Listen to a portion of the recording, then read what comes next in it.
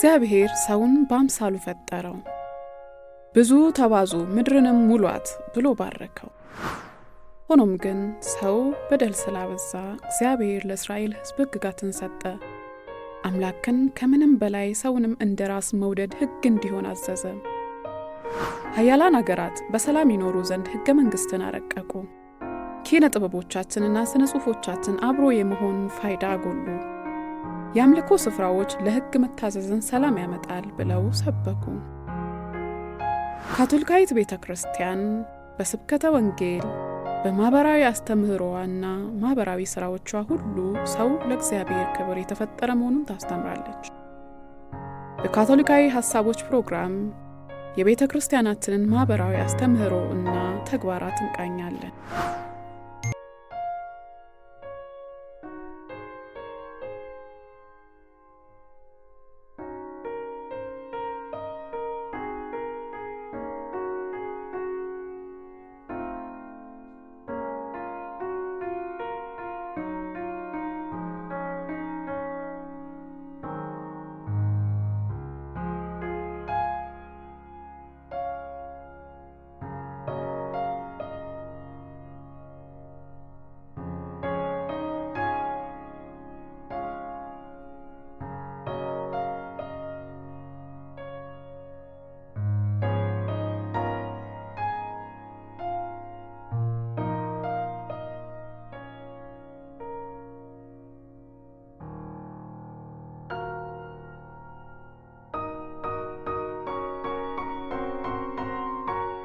ጥሩ እንግዲህ ወጣቶቻችን አሁን በቤተክርስቲያንም ብዙ ጊዜ ነው የሚነሳው ስለ ወጣቶቻችን በአገራችንም ለዛው ነው እንደ ምሳሌም እንደ ዋና ያስተንተኑ አካል አርገን ማሆን የምናቀርባቸው። በጣም ጥሩ በርግጥ በጣም ወቅታዊ ጥያቄ ነው። ጊዜን የዋጀ ጥያቄ ነው ብዬ ነው የምወስደውና የአገራችን ሁኔታ ብቻም አይደለም። አሁን የግሎባል ኢሹ ነው ይሄ ሁኔታው ነው። ዓለም አቀፍ ላይ በአሁኑ ሰዓት እያንዳንዱ ነገር ስናይ ነገሮች ለወጣቶች ምቹ ሁኔታዎች የሉም። ያ ማለት ምን ማለት ነው? እነሱ እንደሚፈልጉት ሁኔታ የተደራጀ አይደለም። አሁን ያ ስንል እንግዲህ ሁሉም ነገር መጥፎ ነው ብለንም አንወስድም። በእኔ እይታ በርካታ መልካም ነገሮች አሉ። በአሁኑ ሰዓት ብዙ ወጣቶች ብዙ መልካም ስራ እየሰሩ ይገኛሉ። በእውነት እኔ አንድ ካታላይዚንግ ሊደርስ ትሬኒንግ የሚባል እንደው ወጣቶቹን እንደ እርሾ ወስደን እንደው መሪ እናደርጋቸው ብለን አንድ ስልጠና ያመቻቸነው አለና እሱ ላይ የሚመጡ ወጣቶችን እናያለን። ለምሳሌ ሜዲካል ዶክተር የሆኑ ወጣቶች፣ ቢዝነስ ላይ ብዙ እውቀት ያላቸው ቢዝነስ ላይ የሚሳተፉ ልጆች፣ ፖለቲካ ውስጥ የነበሩ ወጣቶች ይዘን ስልጠና በተለይ መጽሐፍ ቅዱሳዊ ቅኝት እንዲኖራቸው እውቀታቸው በዛ የተመሰረተ እንዲሆን በማድረግ እየሰራን እንገኛለን። ስናያቸው ለካ እውነትም ተስፋ አለ። ይሄ ወጣት ምናልባት እንደውም አደባባይ አላገኙም ሚዲያ አላገኙም እንጂ ለካ ሚዲያ ቢያገኙ አጋጣሚ ቢያገኙ አቅም አላቸው፣ ብዙ ነገር መስራት ይችላሉ፣ መውጣት ይችላሉ፣ ሀገር መምራት ይችላሉ በሚል ደረጃ ነው የደረስነውና በዛው ድምዳሜ ላይ ነው ያለነውና መጥፎ ብለን አንወስድም። ብዙ ወጣቶች ተስፋ አላቸው ብዬ እኔ እወስዳለሁ። በእውነት በጣም እኔ ብዙ ወጣቶች ጋር ነው የምንንቀሳቀሰው፣ እሰራለሁ፣ ስልጠና ይሰጣሉ፣ አስተምራቸዋለሁና ዩኒክ የሆነ ካራክተር አለ። በተለይኛ ሀገር አሁን እንደው ምናልባት አለ የትምህርት ጥራት ወጥቋል የለም፣ ያው ፈተና ነው እሱ። በእርግጥ ድም ወንድ መሰረው እንዳነሳው ትምህርት አንድ ኢሹ ሊሆን ይችላል የወጣቱ ስራ አጥነት መንገድ እንዲሄድ። ምክንያቱም የትምህርት ካሪኩለም የተቀረጸበት አካሄድ ትምህርትን የስራ ፈጠራ ላይ እውቀት ላይ የተመሰረተ ህይወት እንዲመራ የሚጋብዝ አልነበረም። እናውቃለን የኛ ትምህርት ቤት ካሪኩለም አቀራረጹ። አሁን ላይ ግን አንዳንድ ክስተቶችን ስናይ ደግሞ ለውጦችን ስናይ የነገ ላይ አዲስ ነገር አዲስ ህይወት ሊፈጠር ይችላል። እቺ ሀገር ለየት ያለ እይታ ሊኖራት ይችላል። በተለያዩ መስክ ላይ አሁን በተለያዩ መስሪያ ቤት ላይ ሲትገቡ ወጣቶች ናቸው የሚሰሩት። ዩኒክ የሆነ ስራ ይሰራሉ። አዲስ አበባ ማየት ይበቃል። ምናልባት አዲስ አበባ ላይ አብዛኛው ስራ አዲስ እኛ የምናያቸው ነገሮች በሙሉ የሚሰሩት ወጣቶች ናቸው። በየከተሞቻችን አሁን ተነስቶ ስራ የሚሰሩት እንበልና ኢንፍራስትራክቸር ዴቨሎፕመንት ላይ መንገድ ስራ ላይ ቴክኖሎጂው ላይ እውቀቱ ላይ የሚሳተፉ ወጣቶች ናቸውና እንደው ሌላ ገጽታም እንድናይ የሚጋብዙ በርካታ ነገሮች አሉ። ቤተክርስቲያንስ ምንድነው ከዚህ የምትማረው ካለን ቤተክርስቲያን ቅድም ወንድማችን ሶሎሞን እንዳለው የተደራጀ እንቅስቃሴ መኖር አለባት። ቤተክርስቲያን በዚህ አትታማም። ማዕከል አላት፣ የወጣቶች ማዕከል አላት። አስተምሮ አለ ታስተምራለች። ትምህርተ ክርስቶስ አለ ታስተምራለች። ሳንዳይ ስኩል አለ ታስተምራለች። የተደራጀ ደግሞ ምሁራንን ጠርታ በተደራጀ ሁኔታ ታሰልጥናለች። እኔ አሁን ማድረግ ያለብን ብዬ የማምነው ምናልባት ከትላንትናው ዛሬ ለየት ስለምል ሁኔታውን ዘመኑን ወቅቱን ማንበብ ስላለብን አሁን ቅድም እንዳነሳው አርቲፊሻል ኢንተለጀንስ ኢሹ ሲነሳ ቤተክርስቲያን ምን ማድረግ አለባት? ጠርታ ወጣቶቿን በዚህ ጉዳይ ላይ አቋማችን ይሄ ነው፣ በዚህ ሁኔታ ላይ መቆም አለባቸው። ክሊየር የሆነ አቋም ማስያዝ፣ ግንዛቤ መፍጠር፣ ማስታጠቅ፣ ስኪልድ እንዲሆኑ ክህሎት እንዲኖራቸው ማድረግ፣ ዘላቂ እውቀት እንዲኖራቸው ማድረግ ስራ መስራት አለበት። እኔ በዚህ አጋጣሚ በእውነት እንደውም ቤተክርስቲያን መቼም ቢሆን የተደራጀ እንቅስቃሴ አለን ብለን እናምናለን። ነገር ግን አንዳንድ ቅኝቶች ላይ መለስ ብላ ራሷን መፈተሽ አለባት ቤተክርስቲያን ማለት ያምናለሁ። ምናልባት ቤተክርስቲያን አባቶችስ በዚህ ጉዳይ ላይ የት ላይ ናቸው ያሉት? ወቅቱን እያነበቡ ነው ወይስ የወቅቱ ሁኔታ እነሱን እየከነከናቸው ነው ወይስ? ይሄም የኔ ጥያቄ ነውና ምናልባት እዚህ ላይም አትሊስት ቤተክርስቲያን መሪነቷን መጫወት ካለባት ከራሷ ቤተክርስቲያን መሪዎች መነሳት አለባት ብዬ አምናለሁ። ያ ስንል እንደው ለመተቸት አይደለም። በእውነት እኔ ታናሽ ወንድማቸው ሆኜ መምከር የምፈልገው ምንድነው ወቅቱ ሁኔታ የሚያነብ መሪ ከገጠርም በከተማም ከሁኔታው ጋር የሚሄድ እኔ አንዳንዴ እንትን ውስጥ እገባለሁ፣ በጣም ቁጭት ውስጥ እገባለሁ። የኛ የካቶሊክ አስተምሮ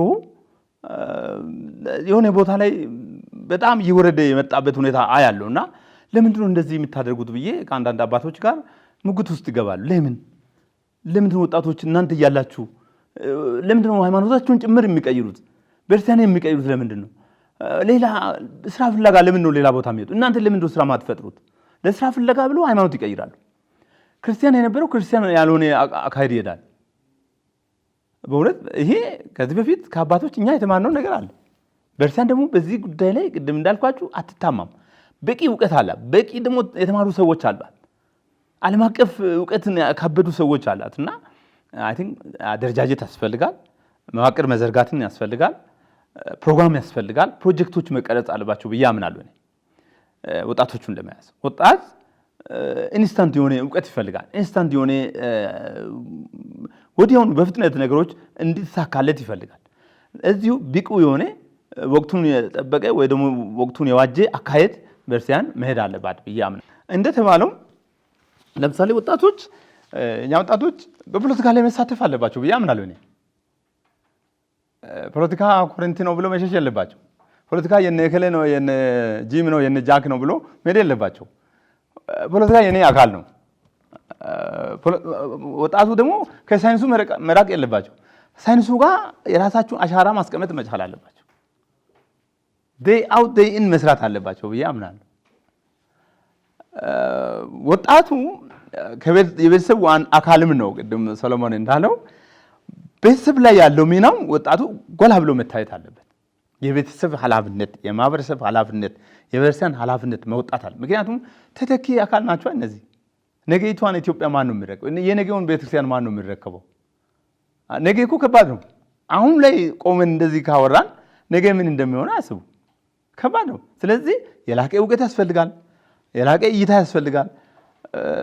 ራቅ ያለ እይታዎች መኖር አለባቸው ብዬ አምናለሁና በዚህ ሂደት ላይ ማስተማር፣ ማሰልጠን፣ ቴክኒካል የሆኑ ነገሮች ላይ ስኪልፉል እንዲሆኑ ማድረግ አሉ። አንዳንድ ሚሽነሪ ተቋማት በዚህ ላይ በጣም በዓለም አቀፍ ደረጃ የሚታወቁ አሉ። ወጣቶቹን በተለያዩ ሙያ ላይ የሚያሰለጥኑ አይድል ማይንድድ እንዳይሆኑ፣ ስራ ፈት እንዳይሆኑ የሚሰሩ አሉ። እርግጠኛ ነኝ አሁን 12ኛ ክፍል ጨርሰው ዩኒቨርሲቲ ከጨረሱ በኋላ ብዙ ወጣቶች ስራ የሆነ ተቋም ቢያመቻች ይችላል። ይሄ አሁን እየቀረ እየመጣ ነው። በዚህ ሂደት ላይ እንደውም ዘመኑን መዋጀት ካለበት ነው። ትናንትና ስራ ፈጠራ ነበር፣ አሁን ስራ ፈጠራ የለም፣ ስራ የለም ብለን ከምንሆን ራሴ ስራ እንዴት መፍጠር እንዳለብን መጣር መቻል አለ። በዚህ ላይ ወጣቱ ራሱን መቃኘት፣ ራሱን ማየት እንዲችል በቂ ግንዛቤና በቂ ዝግጅት እንደሚያስፈልግ አምናለሁ። አደግ ቤተክርስቲያን ላይ ካቶሊክ ቤተክርስቲያን በዚህ ላይ በትምህርት ቤቶቿ በዚህ ጉዳይ ላይ በጣም ትታወቃለች። በሀገር አቀፍ ደረጃ የካቶሊክ ትምህርት ቤቶች በዚህ ላይ መስራት አለባቸው ብዬ አምናለሁ። የራሱን የቻለ አንድ ተጓዳኝ ዘርፍ መኖር አለበት ብዬ አምናለሁ ትምህርት ቤቶች ላይ።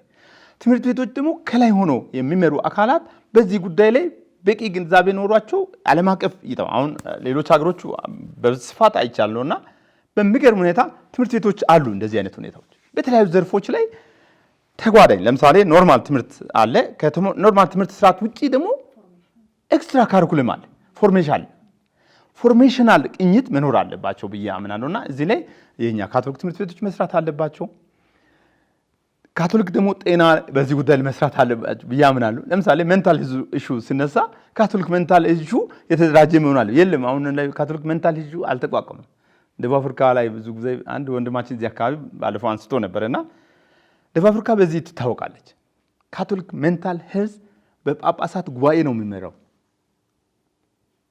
በዛው ሂደት እያንዳንዱ ደቡብ አፍሪካዊ ተጠቃሚ አጋጣሚ እንደው የተወሰነ ጊዜ እኔም ተጠርቼ ብዙ እንትን አልኩ ሜንታል ኢሹ ላይ ስለሚሰራም ማህበረሰብ ሳይኮሎጂ እኔም እሰራለሁና ይሄ ለምሳሌ የተለያዩ አካባቢዎች በሚከሰተው ክስተት ላይ የወጣቶች ሚና ጎልቶ መታየት አለ ወጣቶች ለምንድን ነው ለጦርነት ሰለባ የሚሆኑት ተጠቂም ስለሆኑ ማለት አንደኛው የትራማም ተጠቂም ናቸው ይሄ ትራማታይዝ የሆነ ወጣት ደግሞ የስነ ልቦና ጉዳት የደረሰውን ወጣት ከምናይ ይልቅ ለሚመጣው የስነ ልቦና ጫና ዝግጁ ሆኖ ራሱን ተቋቁሞ አሳልፎ ሌላውንም እንዲያሸንፍ የሚያደርግ ወጣት ማዘጋጀት እንችላለን ብዬ አምናለሁ በዚህ በቂ ዝግጅት አለ ብዬ አምናለሁ በጣም የተማሩ ካቶሊክ ምሁራን አሉ በጣም የሰለጠኑ ምናልባት አንዳንድ ቦታ ላይ ተደብቆ ይኖራሉ እንጂ አንድ ቀን ፍለጋ ቢጀምር ይወጣሉ አደባባይ ይወጣሉ ያስተምራሉ ወጣቱን ያዘጋጃሉ ለዚህ እኔ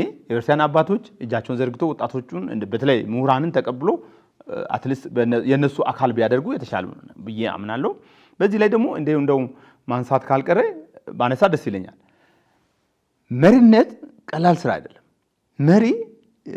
መሪነት ከባድ ስራ ነው ሰልፍለስ ነው መሪ ራስን መስዋዕት የሚያደርግ ነው ያ አይ ቲንክ መታየት አለበት ብዬ አምናለሁ ከአባቶች እኮ እኛ እንማራለን ሰልፍለስ መሪዎች ከእናቶችም አንዳንድ እናቶች አሉና ከእናቶቹ እንማራለን ከማዘር ተሬዛ እንማራለን ሰልፍለስ ራሷን የከዳች የጣለች ካልካታ ላይ ራሷን አገኝታ ክቤራ ላይ ከኔያ ክቤራ የሚባል ቦታ አለ በጣም የታወቀ የድሆች መንደር የሚባለው እዚህ ኢትዮጵያ ውስጥም እንደዚህ በጣም የተጣሉ የተረሳ አካባቢዎች ላይ የተገኘች ማዘር ተሬዛ ለኛ ትምህርት ናት መሪዎች ሰልፍ ሲሆኑ መሪዎች ታች ወርዶ እያንዳንዱ ሂደት ቃኝቶ ከወቅቱ ከዘመኑ ጋር አስተሳስሮ እንዲሄዱ የሚያደርጉ መሪዎች ያስፈልጉናል መሪ ስንል እኛ ብዙ ጊዜ ስልጣን ላይ ተቀመጠው ብቻ አይደለም ሃውስሆልድ መሪ ያስፈልጋል የሰፈር መሪ ያስፈልጋል የቅርንጫፍ ቤተክርስቲያን መሪ ያስፈልጋል እያንዳንዱ ተቋም መሪ ያስፈልጋል ካቶሊክ ቤተክርስቲያን ደግሞ በዚህ አትታማም ነገር ግን አንዳንድ ክፍተቶችን ደግሞ አሁን እያየን ያለነውና ክፍተቱን መሙላት አለብን ጋውዲየም ስፔስ ክፍተቶቹን እንድንዘጋ ጋፑን እንድናጠብ እያስተማረ ነው የሊደርሺፕ ጋፕ እንዳይታይ ሊደርሺፕ ጋፕ ከታየ ቤተክርስቲያኗ በየትኛው ጊዜ ቢሆን ትወሰዳለች በሌላ ትወሰዳለች ያኔ ነው መጨረሻ የሚሆነውና አይ ቲንክ ያ አይፈጠርም መሪዎች አሏትና እንደገና መሪዎችን ማደራጀት አስፈላጊ ነው ብዬ አምናለሁ ደስ የሚል እይታ ነው ማለት ታንክ ዩ ቤተክርስቲያን ለወጣቶች የምትሰጠው ትኩረት ለተተኪዎቿ ብቻ ለሚመጣው ብቻ ሳይሆን አሁንም ላለው ሁኔታዋ መልስ ይሆናታል ለራሷም ስትል ወጣቶችና መጪው ትውልድ ያለው አቅም ያለውና ሐሳብ ያለው ትውልድ ላይ መስራት ይጠበቅባታል በትክክል ይሄ ሰፊ ወጣቶችን የቃኘንበት ክፍል ነውና አብራችሁን የጠቀሳችሁልኝ ምን መደረግ አለበት ወይም አቅጣጫው ምን ሊሆን ይገባዋል የሚለው ነው ወጣቶችን ማዕከል ያደረግንበት ዘመኑን መፈተሽ ማየት የሚለውን reading the sign of the times በእንግሊዘኛ የተባለውን ፈትሸናል ወጣቶቻችን በአገራችንም ሆነ በተለይ በቤተክርስቲያን ያለውን ሁኔታውን አይተናል አብሮት የሚሄደው ደግሞ ከጊዜው ጋር መጓዝ ወይም ደግሞ አጆርናሜንቶ ብለው የጠሩት ርዕሰ ሊቃነ ጳጳሳት ዮሐንስ 23ኛ አብረን እንድንጓዝ ጊዜው ወጣቶችን ከሚሰጣቸው ነገር ጋር እነሱን ለማብቃት ወደ እግዚአብሔር ከፍ ያለ ዓላማ ለማድረስ ቤተክርስቲያንም በልጆቿ ተጠቃሚ እንድትሆን አገራችን ኢትዮጵያም እንዲሁ ከጊዜው ጋር አብረን እንዴት እንሄድ? እንግዳው ምንድነው እንግዲህ ወጣቶችን በተለይ በተመለከተ ብዙ ወጣቶች ቤተክርስቲያናችን ውስጥ አሉ። ወጣቶች በቤተክርስቲያን አሉ፣ ግን ደግሞ የማይደመጡ ከሆነ የማይታመኑ ከሆነ እንዲሁ እንዲገኙ እና አንዳንድ ነገር እንዲያቀርቡ የሚጠበቁ ከሆነ ቅድም ወንድሜ አንድሪያስ እንዳለው ፊታቸውን የሚያዞሩበት ሁኔታ ይፈጠራል። እዚህ በቫቲካን ሁለተኛ ጉባኤ ወይም ደግሞ በቤተክርስቲያን ማህበር አስተምሮ መነጽር ስንመለከት እንደው በተለይ ደግሞ ጋውዲየም ኤት ስፔስ እንደሚለው ማህበረሰብን በጋራ ኃላፊነት መገንባት እንዳለብን ያ የጋራ ኃላፊነት አሁን ደግሞ ሊቃነ ጳጳሳት ፍራንሲስኮስ በሲኖዶሳዊነት ያሰጡን እንትን በንግግር የምታደምጥ ቤተክርስቲያን፣ ጆሮ ያላት ቤተክርስቲያን ገና አገልግሎታቸውን ሲጀምሩ ስለ ቤተክርስቲያን ሲናገሩ እረኛ በጎቹን መሽተት አለበት። በጣም ጥልቀት ያለው ተምሳሌታዊ ንግግር የተናገሩት ያ ምንድነው? ወጣቶቻችንን መሽተት አለብን እኛ እንደ ቤተክርስቲያን። ስለዚህ ይሄ ሲኖዳዊ እይታ በጣም አስፈላጊ ነገር ነው። አሁን ባለንበት ሁኔታ በመጠኑ ወንድሜ አንድሪያስ አንስቶት ነበረ ስለ ልብ ቁስለት፣ ስለ ስሜት ስብራት በርካታ ወጣቶች ግዴታ በጦርነት ምክንያትም አለ ከግጭት በኋላ ባለ ትራማ ውስጥ የሚገኙ የልብ ስብራት፣ የስሜት ቁስለት ያለባቸው ብዙዎች አሉ። ግን ከዛ ውጪ ደግሞ በማህበረሰባዊ በተለያየ ምክንያት እንደዛ አይነት ሁኔታ ውስጥ ያሉ ፍርሃት ውስጥ ያሉ ወጣቶች ይገኛሉና ያ ምንን የሚያመለክተን ስናነበው ወጣቶቻችን ከግጭት አለመግባባት በኋላ በእርቅ ላይ ያልተመሰረተ ሂደት ከሆነ ወደ እርቅ መሄድ አለብንና ፈውስና እርቅ ተያያዥ ናቸው። ፍትህና ፈውስ ተያያዥ ናቸው። እነዚህ ባልሆኑበት ሁኔታ ግጭት የለም፣ ሰላም ግን አልመጣም። ስለዚህ ዘመኑን ስናነብ ጦርነት የለም፣ ሰላም ግን የለም። ለምን? ስለዚህ እዛ ላይ እርቅ ይቀርናል ማለት ነው። ለእርቅ መተማመን የቃል መተማመን ጎድሏል ማለት ነው። ስለዚህ መተማመን ምንድነው? እንግዲህ እነዚህ የጠቀሳቸው የትራውማ፣ የልብ ስብራት፣ የስሜት ቁስለት ምልክቶች ስለሆኑ ያንን የደበቅነው እንዲወጣ እድል መስጠት እንዲወጣ እውነት ያስፈልጋል። እውነት ሲወጣ ሜሞሪ ትዝታ፣ ማስታወስ እና ግን ይቅርታ ወደ ይቅርታም ወደ ምህረት ከዛ በኋላ መተማመንን መገንባት እንችላለን እና ወደ መተማመን የማሻገር ኃላፊነት አለብን። ይሄ ከዚህ ካለንበት አንዳንድ ማህበረሰባዊ በተለያየ አግባብ ወጣቶቻችን ያሉበት የስሜት ቁስለትና የልብ ስብራት ውስጥ ያለ መጠገን የምናደርገው ነው። እንደ ቤተክርስቲያን ደግሞ እናስተምራቸዋለን። የምናስተምረው ትምህርት ግን ትምህርተ ክርስቶሳችንም ቢሆን እምነትን ማስተላለፍ ብቻ ከሆነ በቂ አይደለም። ምክንያቱም ሕሊናቸውን መቅረጽ አለበት። እንዲያሰላስሉ፣ እንዲያውጠነጥኑ በጎና ክፉውን እንዴት ነው የሚለዩት? ያንን መሳሪያ ሰጥተናቸዋል ወይ? ማህበራዊ ኃላፊነት እንዲወስዱ አድርገናል ወይ?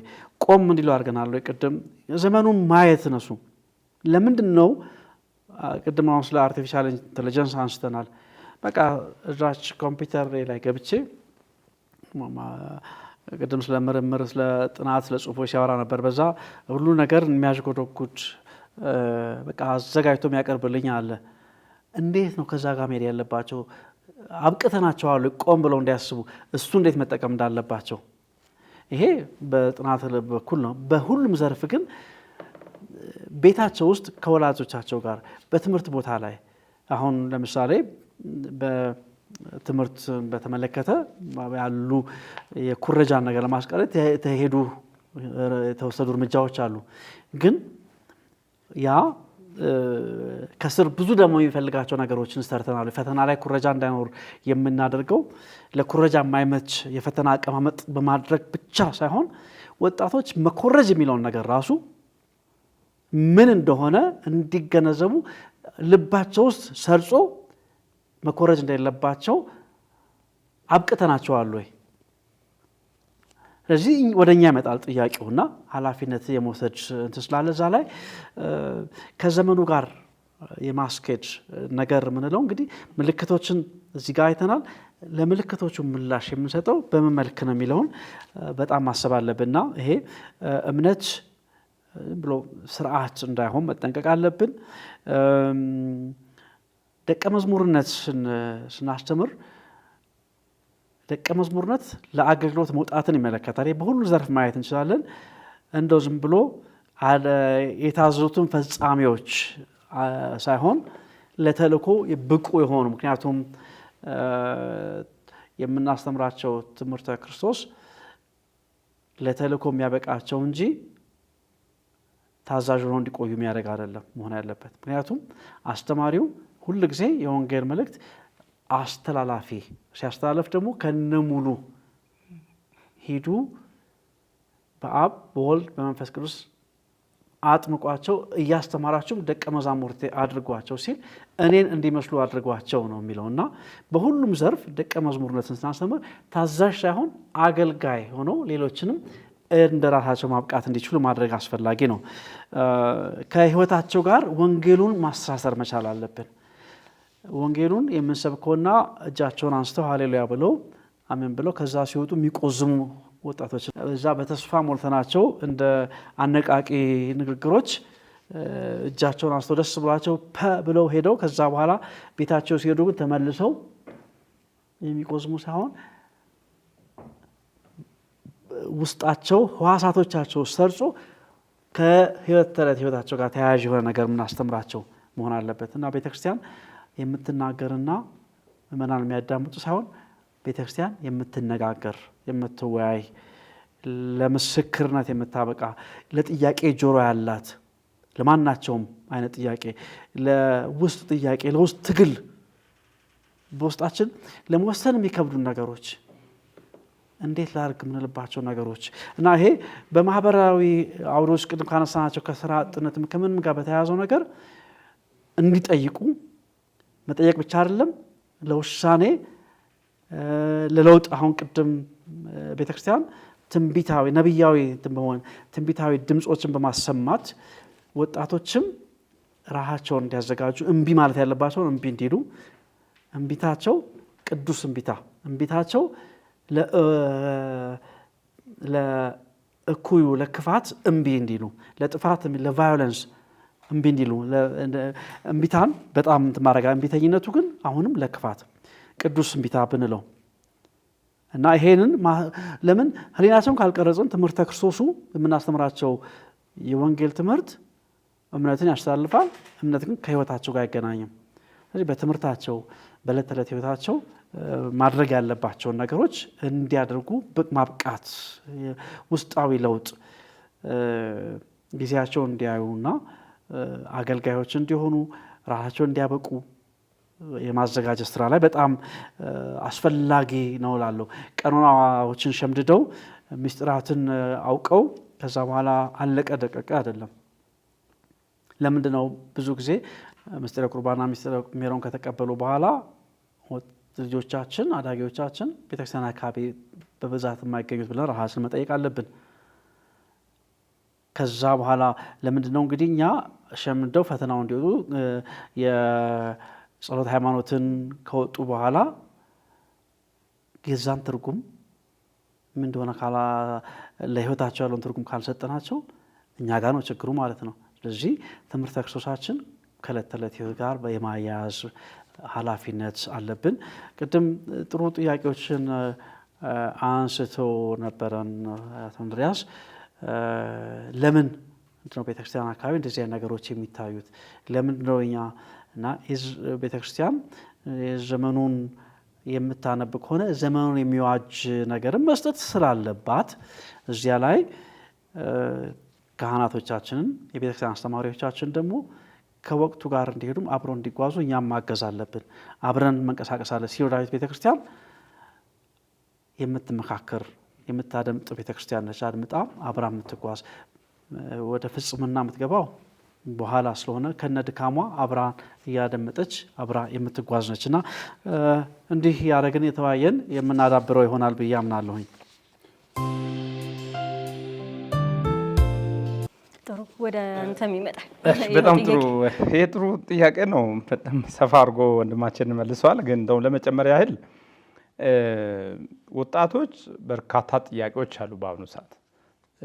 ወጣቱ ለምን ጠየቁ ማለት አንችልም። ወቅቱም ነው። እኛ ደግሞ የወቅቱን ሁኔታ ማንበብ አለብን፣ ማየት አለብን። ያም ልጆቼ ብዙ ጥያቄ ሲጠይቁ ለምን ጠየቅከኝ ማለት አልፈልግም። ማየት አለብን፣ ማንበብ አለብን። እንደ ጠየቁም ደግሞ እኔ መመለስ ያለብን በጣም በጥበብ መሆን አለብን። አግሬሲቭ በሆነ ደግሞ በማይመች ሁኔታ ከመለስኩለት ቅድም አንድ ጊዜ የሆነ ፖይንት ላይ ጠቅሰሽ ነበርና ወጣቶች አማራጮቹን ይፈልጋሉ። ጤናማ ያልሆነ አማራጮች አሉ በአሁኑ ሰዓት። ለነዛ ክፍተት እንፈጥራለን እና አይ ቲንክ ቤተክርስቲያን ለዚህ ራሷን አመቻችታ ራሷን አስታጥቃ የተዘጋጀች ተቋም ናት። ይህ ተቋም ትልቅ ተቋም ግዙፍ፣ በምድር ላይ ግዙፍ ትልቅ ተቋም የሚባለው ቤተክርስቲያን ናት እና ቤተክርስቲያን ስንል ደግሞ እኛው ነን፣ ሰው ነን። በዛ በሌላው በመለኮታዊ አገላለጽ እንገልጽና እኛ ለእግዚአብሔር ጥሪ ቅድም ወንድማችን ስላለው ነው። ለዚህ ጥሪ ዝግጁ መሆን አለብን። የተደራጀ አስተምሮ መኖር አለበት ብዬ አምናለሁ። አንድ ነው። ሳምንታዊ የሆነ ትምህርት መኖር አለበት ቤተክርስቲያን ውስጥ።